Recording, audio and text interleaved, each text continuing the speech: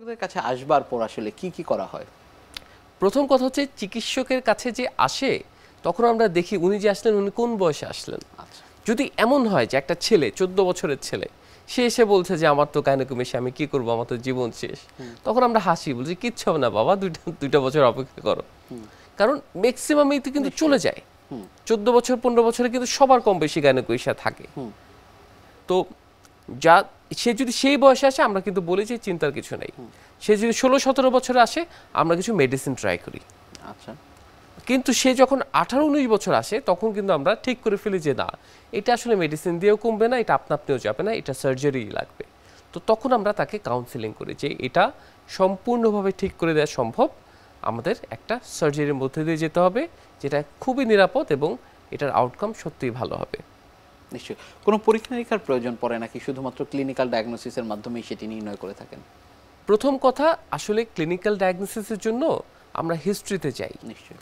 সে যদি খুব ক্লিন কাট একটা হিস্ট্রি দেয় যে তার বয়ঃসন্ধি কাল থেকেই এটা বড় মনে হচ্ছে এবং এটা নিজে নিজে কমছে না, এটাতে আর কোনো প্রবলেম তার হয় না, কোনো ডিসচার্জ নাই, নিপল দিয়ে কোনো রক্ত বের হয় না, এরকম কোনো পজিটিভ হিস্ট্রি নেই, সেক্ষেত্রে কিন্তু হিস্ট্রিটাই গাইড করে গাইনোকমেশিয়ার দিকে। আচ্ছা। আর যদি সে বলে থাকে যে না তার কিন্তু নিপল ডিসচার্জ আছে, তার হার্ড হয়ে যায়, তখন কিন্তু আমরা আরেকটা জিনিসের সন্দেহ রাখি যে এটা ব্রেস্ট ক্যান্সার কিনা।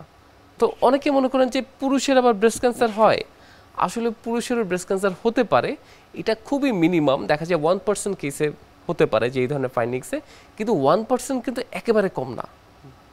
আপনি চিন্তা করে দেখেন গাইনোকমেশিয়ার সাথে আসলে সেগুলোর সাদৃশ্য কি ধরনের? গাইনোকমেশিয়ার সাথে সাদৃশ্য একটাই, বলবে বুকে চাকা আছে, কিন্তু দুইটা চাকা কিন্তু সম্পূর্ণ দুই রকম।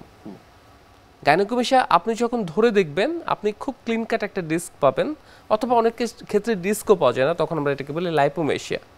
তো তার সেটাতে কোনো ডিসচার্জ থাকে না, নিপল থেকে কোনো ডিসচার্জ হয় না, সে পিউবার্টির কিছু সময় একটু মাইল্ড পেইনের কথা বলতে পারে, কিন্তু ইন দ্য লং রান এটাতে কোনো পেইন থাকে না। আর হিস্ট্রি থেকে আপনি খুব ক্লিন কাট যেটা, সেটা হচ্ছে পিউবার্টির সাথে রিলেটেড। সে কিন্তু বলবে যে পিউবার্টি থেকেই শুরু হয়েছিল, তার যখন 12 বছর তখন থেকে শুরু হয় আর কমে নাই। অর্থাৎ হিস্ট্রি কিন্তু গাইড করে যে আপনি কোন দিকে যাবেন। এরপরে আসছে ক্লিনিক্যাল এক্সামিনেশন, তো আমরা করলাম, তো সেখানেও তো আপনি এক দফা দেখবেন। এরপরও যদি কোনো কারো ডাইলেমা থেকে থাকে যে না সে তো একটু পেইনের হিস্ট্রি বলে বা আমার একটু ধরে তো একটু হার্ড মনে হচ্ছে, সেক্ষেত্রে আমরা একটা আলট্রাসোনোগ্রাম করি। আচ্ছা। আলট্রাসোনোগ্রামে কিন্তু খুব ক্লিন কাট একটা আপনাকে একটা আইডিয়া দিবে যে এটা কোন দিকে যাচ্ছে, এটা কি গাইনোকমেশিয়ার দিকে যাচ্ছে নাকি খারাপ কিছু ইন্ডিকেট করছে। সেই আলট্রাসোনোগ্রামে যদি আপনার ক্লিনিক্যাল এক্সামিনেশনে আপনার সন্দেহ হয়, আবার আলট্রাসোনোগ্রামও একটু সন্দেহজনক হয়, সেই ক্ষেত্রে অবশ্যই আমরা